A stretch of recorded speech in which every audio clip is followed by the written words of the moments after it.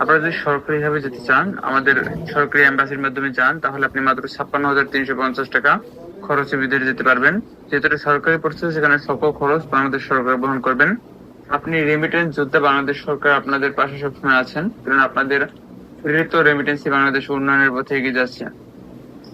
তো ইতিমধ্যে যারা বিদেশে গিয়েছেন এবং যাবেন, বাংলাদেশের সকল জেলায় কিন্তু ট্রেনিং সেন্টার আছে আমাদের, সেখানে প্রতি সপ্তাহে অসংখ্য কর্মীরা প্রশিক্ষণ নিয়ে বিদেশ যাচ্ছেন।